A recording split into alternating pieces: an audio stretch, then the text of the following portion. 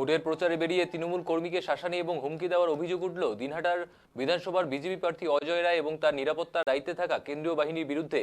এই ঘটনায় পুলিশের বিরুদ্ধে নিষ্ক্রিয়তার অভিযোগ এনে বিজেপি প্রার্থী অজয় রায় এবং তার ব্যক্তিগত নিরাপত্তার দায়িত্বে থাকা কেন্দ্রীয় বাহিনী জওয়ানদের বিরুদ্ধে দিনহাটা থানায় লিখিত অভিযোগ দায়ের করল তৃণমূল কংগ্রেস। তৃণমূলের অভিযোগ, বৃহস্পতিবার সকালে দিনহাটা শহরের 12 নম্বর ওয়ার্ডে যখন বিজেপি প্রার্থী অজয় রায় প্রচারে বের হচ্ছিলেন, ঠিক তখনই ওই এলাকায় থাকা দিনহাটার ভিলেজ 1 গ্রাম পঞ্চায়েতের তৃণমূল কংগ্রেসের সহসভাপতি রানা বণিক তার নিজের বাড়িতে যাচ্ছিল। আর বাড়িতে যাওয়ার রাস্তায় গালিগালাজ করে বিজেপি প্রার্থী অজয় রায়। পরবর্তীতে তিনি তার ব্যক্তিগত নিরাপত্তার দায়িত্বে থাকা কেন্দ্রীয় বাহিনী জওয়ানদের এগিয়ে দেন এবং কেন্দ্রীয় বাহিনী জওয়ানরা বন্দুক উঁচিয়ে তেড়ে আসে এবং রানা বণিককে প্রাণে মারার হুমকি দেয় বলে অভিযোগ। কোচবিহার জেলা তৃণমূল কংগ্রেসের সাধারণ সম্পাদক সায়ন্তন গুহ দিনহাটা থানায় অভিযোগ দায়ের করে বলেন, গোটা ঘটনায় পুলিশ কর্মীরা সেখানে উপস্থিত ছিলেন না, কিন্তু পুলিশের ভূমিকা সন্তোষজনক নয়। ইতিমধ্যেই গোটা ঘটনার সিসিটিভি ফুটেজ এবং অডিও রেকর্ডিং প্রকাশ করা হয়েছে তৃণমূল কংগ্রেসের তরফে। এ নিয়ে বিজেপি দিনহাটা বিধানসভা কেন্দ্রের প্রার্থী অজয় রায় পাল্টা অভিযোগ করে বলেন, তাদের এক দলীয় কর্মীকে প্রকাশ্যে মারধর করা হয়েছে, তারই প্রতিবাদ করেছি আমি। গালিগালাজ করা হয়েছে প্রকাশ্যে বলে তিনি অভিযোগ করেন। বিজেপির অভিযোগ, তাদের বিজেপির মণ্ডল সহসভাপতি শ্যামল ভৌমিককে মারধর করা হয়েছে বলে তিনি জানান। ইতিমধ্যে বিষয়টি পুলিশকে জানানো হয়েছে বলে বিজেপি নেতৃত্বরা জানিয়েছে।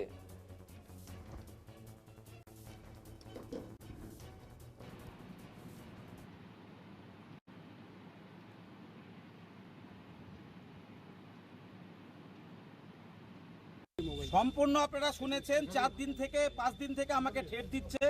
তার এফআইআরও আমি করেছি। সেই মেসেঞ্জারে ঠেট দিচ্ছে, ও আমাকে প্রাণে মেরে ফেলবে। আমাকে প্রোটেকশন এখন কে দেবে? আমার যদি কিছু হয় এবং যদি পরিবারের কিছু হয়, অজয় রায় পরোক্ষভাবে দায়ী থাকবে। আমি একদম পরিষ্কার ভাষায় বলে দিচ্ছি, আমার যদি কিছু হয়, এটা কোনো জায়গায় দেখিনি। আর কেন্দ্রীয় বাহিনীর লোক আমাকে বন্দুক ধরবে, সেলুকাস কি বিচিত্র এই দেশ। দাদা, কি হয়েছিল, ঠিক ঘটনাটা কি হয়েছিল? ঘটনাটা আপনারা শুনলেন। আমি বাড়ি ফিরছিলাম। আমার বাড়িতে ফেরার গণতান্ত্রিক অধিকার আমার রয়েছে, আমি বাড়ি ফিরতে পারবো না? ও রাস্তায় নেমে দাঁড়িয়ে অকথ্য ভাষায় গালিগালাজ করে ও এইভাবে বন্দুক দেখিয়েছে। একজন প্রার্থী কি করে বন্দুক পেল, তার প্রশ্নের উত্তর আমি চাই।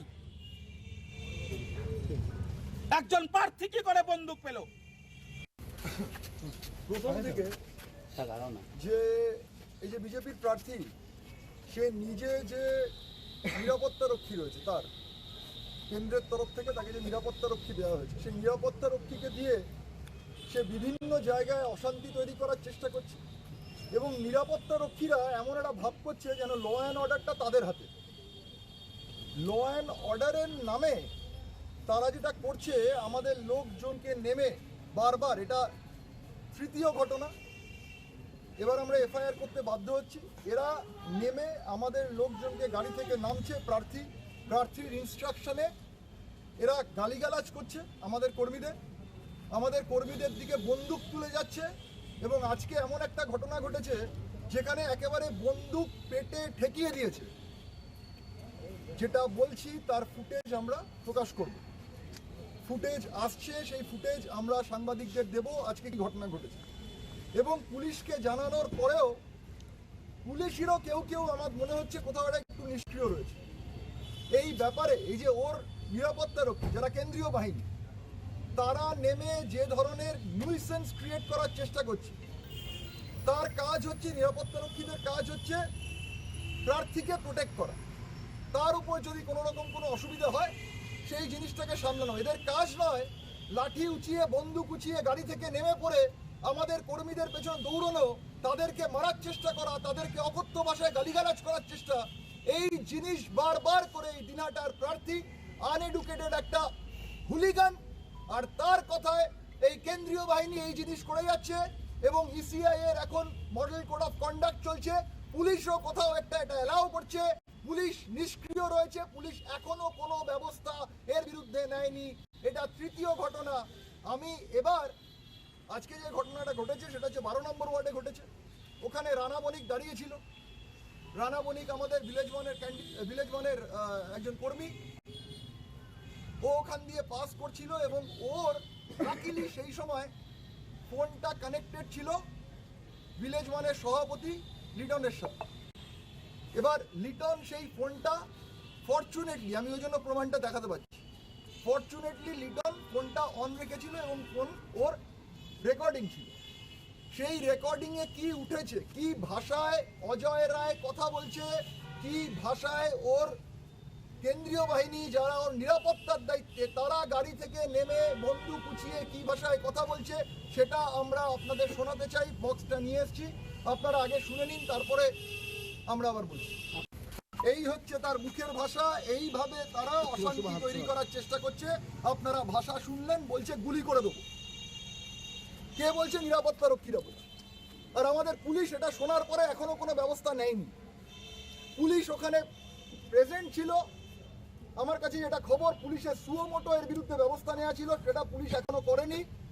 আমরা সেই জন্য থানার দ্বারস্থ হয়েছি, আমরা আইসি সাহেবের দ্বারস্থ হয়েছি, ওনাকে গিয়ে সম্পূর্ণ জিনিসটা জানিয়েছি এবং আমরা এর বিরুদ্ধে এফআইআর করছি। প্রার্থীর মুখের ভাষা আপনারা শুনলেন, আর নিরাপত্তা রক্ষী যারা ছিল ওর তার মুখের ভাষা আপনারা শুনলেন। ভিডিওটা আপনারা কিছুক্ষণের মধ্যে পাবেন।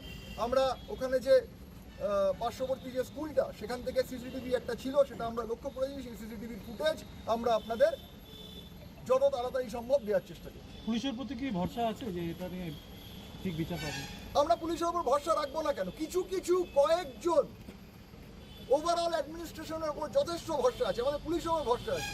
এখানে কয়েকজন আধিকারিক এই থানার, তারা মনে হয় ওই মডেল কোড অফ কন্ডাক্ট হলে নিজের কি দায়িত্ব সেটা ভুলে যায়। দাদা, তৃণমূল কর্মীকে বন্দুক উঁচিয়ে হুমকির অভিযোগ উঠছে আপনার বিরুদ্ধে এবং আপনার নিরাপত্তা রক্ষীর বিরুদ্ধে, কি বলবেন? প্রমাণ দেখাক, প্রমাণ দেখিয়ে কথা বলতে হবে না। হুমকি গেলে কথা বললে তো হয় না, প্রমাণ দেখাতে হবে। প্রমাণ দেখিয়ে কথা বলুন।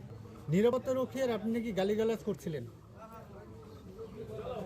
আমাদের মণ্ডলের ভাইস প্রেসিডেন্ট শ্যামল ভৌমিক, ওনাকে সকালবেলা উনি একখানে দাঁড়িয়েছিলেন, একজন বয়োজ্যেষ্ঠ মানুষ যার বয়স আজকে প্রায় 55 বছর, 65 বছর, তো তাকে ধরে মারধর করে।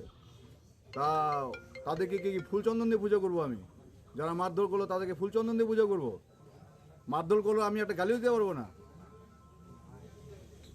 তারা ইতিমধ্যে দিনাটা থানায় অভিযোগ করেছে, আপনারাও কি আপনাদের তরফ থেকে অভিযোগ করবেন? অবশ্যই, আমি তখনই আমি থানায় জানিয়েছিলাম, অভিযোগ দায়ের করতে বলেছে।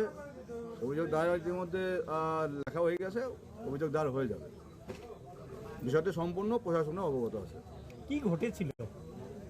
বললাম তো, ঘটনা হচ্ছে উনি রাস্তায় দাঁড়িয়েছিল, সকালবেলা যায় মর্নিং ওয়াক করতে দাঁড়িয়েছিল এখানে, হঠাৎ করে এই রানা বণিক সাথে আমার সাথে ঘটনা ঘটেছে।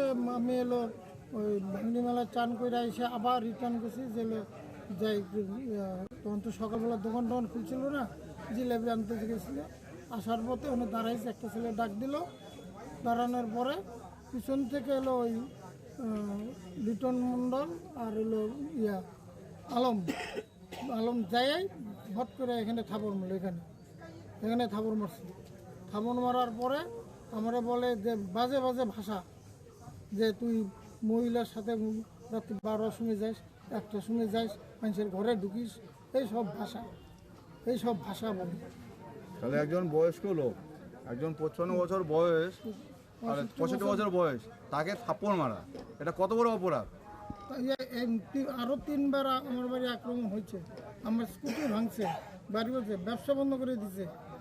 আর কি নিয়ম চান? প্রত্যেকে মরে যাওয়া ভালো, ওদের সাথে যুদ্ধ করে